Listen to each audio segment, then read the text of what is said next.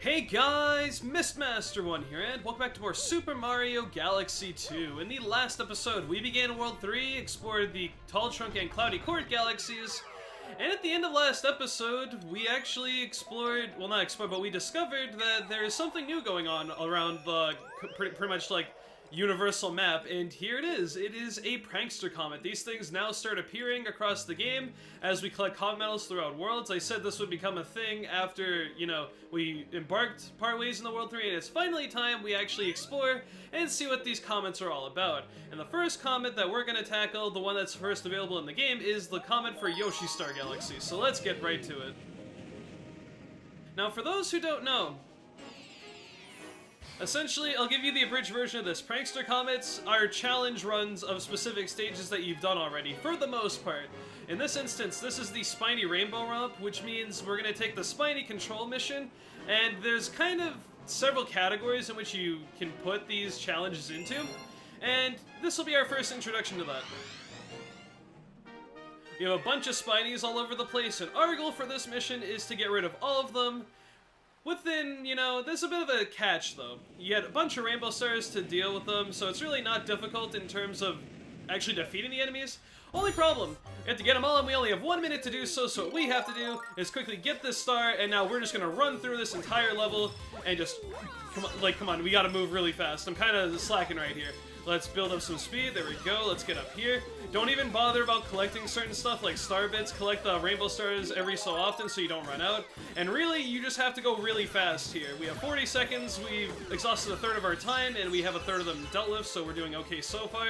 Do not let up right here. If the timer runs out, it's an instant death, like you lose a life and stuff like that, so just be on your way. We're doing fine. I'd like to pick up the pace a little bit more though, just solely because, I mean, I don't know. I'm too focused on getting all these, it's kind of hard to talk, but you know what I mean. Okay, that's good. We got 26. We got plenty of time left. We only need 5 more. 3 of them are right. Okay, 4 more. Oh, I better not jinx myself. Okay, 10 seconds. That's fine. That's good. That's good. 1 more. It's all the way over here. And boom, with 6 seconds to spare. That actually wasn't too bad. And that's essentially what comets are going to be like. They're designed to be sort of high-pressure situations, usually with time limits or another type of handicap over a specific type of mission that you've done already. So there we go, that is our first prankster comet, and that's a decent introduction to what comets are like. We will be seeing a lot more varieties of comets besides, you know, destroying enemies within a certain amount of time, but that is one of the categories, one of the main categories of comets that you will be seeing across all the galaxies that do have them. And we got ourselves still at 30 stars. We're a quarter of the way there to 120. And we have the galaxy completed now because, like I said before, if it doesn't have a secret star, it's bound to have a comet. And then once you've cleared the comets out on top of the main missions, you will have yourself, what's it called? The galaxy actually finished now. Now here's the thing. I've really thought long and hard about this, like how I want to do this video, and the way I've pretty much laid it out is I want to spend a video just covering all the types of comets that this game basically has to offer, and this is a good, like the first few comets it gives off, because as you saw right there, it all went all the way to World 3 in order to give us our next comet, which was actually in a galaxy we did last video, Cloudy Court. And the way I've worked it out is I want to spend this entire video just doing a few comets. It may or may not make the video kind of weird in terms of how long it's going to be, although you guys don't really seem to mind too much. As long as I get some progress done, I'll be happy with that. I'd like it to be on the shorter side because my render times are kind of long when it gets to a longer video, but it's not important right now.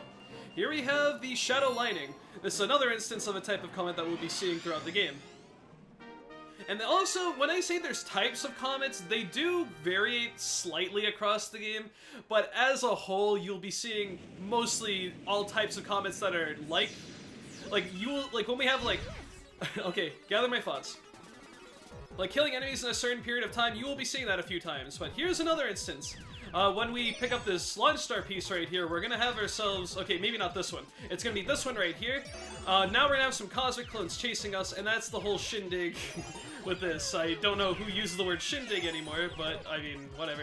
And yeah, all you're doing is, for this one, just basically on a pseudo time limit of those guys chasing you. Not really a time limit per se, but if you take too long, they will catch up to you and damage you, and if you really exhaust all the pathways you can possibly take, you will eventually get stuck because the shadow clones or cosmic clones will catch up to you. and they kind of block your path as they go in an infinite loop, only a certain way back, but that certain way back is rather, you know, large and wide in terms of the area they can actually travel.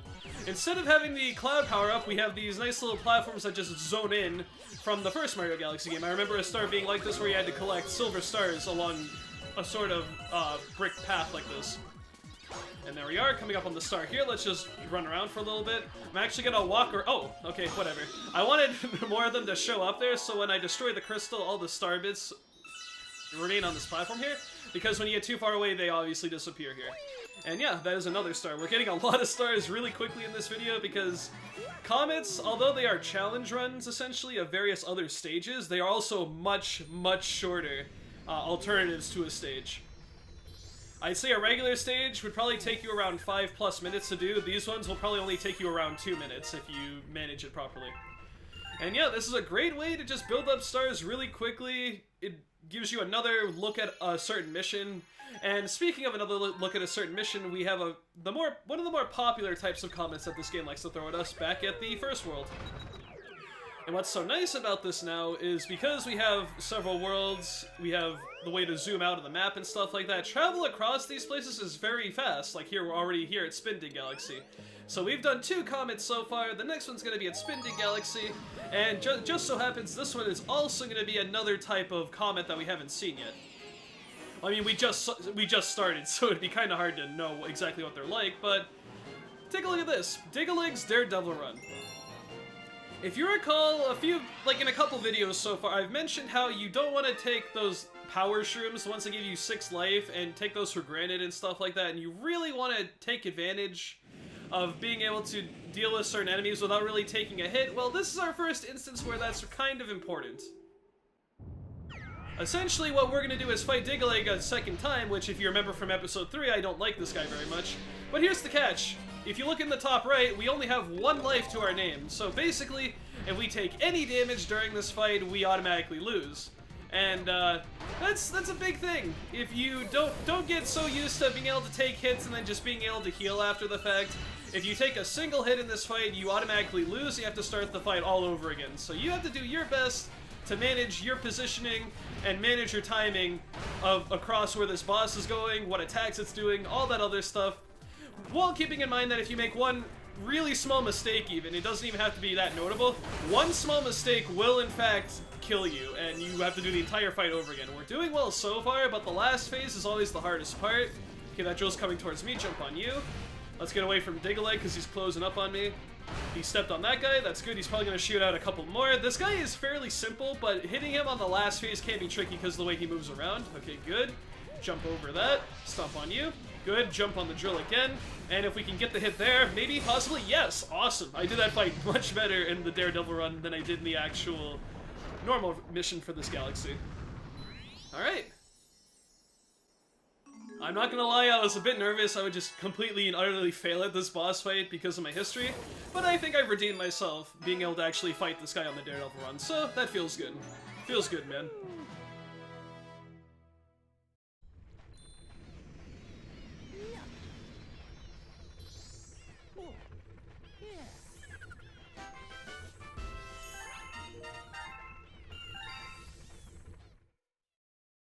Yeah, if you haven't noticed by now, they'll pretty much keep coming at you, like all these comments and stuff, they literally don't stop. They don't stop coming, and they don't stop coming for 10 hours, and yeah, all that good stuff.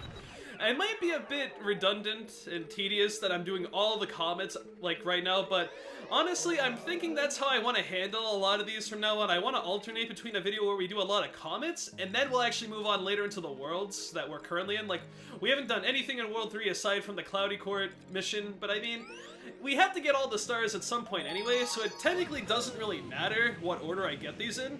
Plus, since this is our first real introduction to how comets behave, I honestly don't think it's that big of a deal. Let's go back to Puzzle Plank Galaxy, and it's also good because we're getting an introduction to, well, obviously the comments, like I just said 2 seconds ago, but all the varieties that they have to offer. Anyone who's played the first Galaxy game, pretty much all of these are exactly the same, like all the types of comets they have. And this is also very fitting because here we have the purple coins, and it also has that amazing purple coin music. And from purple coins, just like in Mario Galaxy 1, we have to collect 100 of them in order to get the star to appear. That was kind of bad on my part. Okay. And yeah, and instead of going through like entire levels, you will also have branches of levels like this where they're kind of just in a secluded area. Like this is just the one small room of Puzzle Plank Galaxy where we got those coins to fight Bugaboom back in Puzzle Plank Galaxy. You want to route this out better because I'm kind of doing a bad job right now. Essentially, get all the coins, you get the star, the Cosmic Clones are chasing all after you during this. And to be fair, a lot of the comets early on are actually pretty easy. There are very specific comets, though, that we will see as time goes on that will prove to be extremely difficult. It's kind of just like normal progression throughout a game. You get harder things to do, harder goals to achieve as you get farther in the game, and comets are no exception. But there we are, we got ourselves like 60 star bits from that. That was crazy. Speaking of which, that's also our 4th star of this video, and we're only about like 10-11 minutes into it, so that's pretty crazy as well. That's a nice thing, is that with comets, you will get a lot done very quickly because they just refuse to stop spawning once they've initiated at this point in the game. I promise you that they're not this frequent, like, throughout the entire game, because the reason they're happening so frequently right now is because we've collected two worlds worth of comet medals, and they are now just starting to come into play. And as we saw right there, the next comet medal, or comet... Now I'm getting my words confused. Now the next comet is actually back here at the Sky Station Galaxy, and this will once again introduce us to another type of comet that triggers me a little bit, because, read this carefully. Prankster comet detected, you get one of these every time a comet's there. Peewee Piranha's Speedrun. Now, anyone who knows anything about me practically outside of my YouTube knows that I am a speedrunner of various other games. And speedrun is one word, by definition, because speedrun, I could go in a huge debate saying speedrun, in this case, is speed is the adjective describing a run, which is, it's so stupid, like, you're a run that's speedy, but a speedrun is an actual, like, thing, as in one word, but speed is the adjective to the thing that is a, let's just do the mission, okay. But that's just my mini rant, is like, speedrun is one word.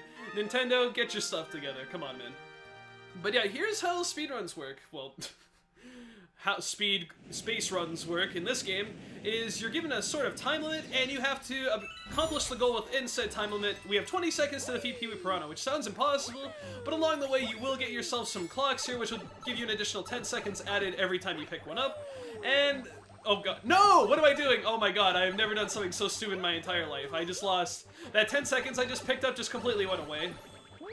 Let's not do that again. Yeah, you don't want to, you can't really afford to make mistakes like that. You kind of got to take all the branching paths possible, and honestly, I'm a little worried that I already wasted that time, because time ticks down very fast. We need to get ourselves another clock pronto. Okay, let's hurry up. Oh, there's one right there. Let's grab that. Come on, hurry up. Good.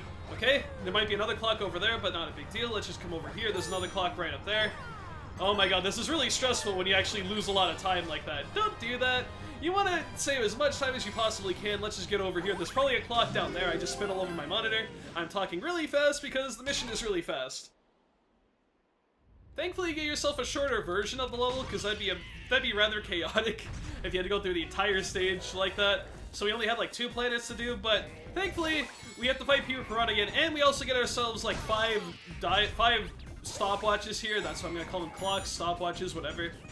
And I've already explained how to fight this guy, so I'm not really gonna go into detail on that. Just collect all the clocks that you can. Let's see, we get ourselves 50 seconds.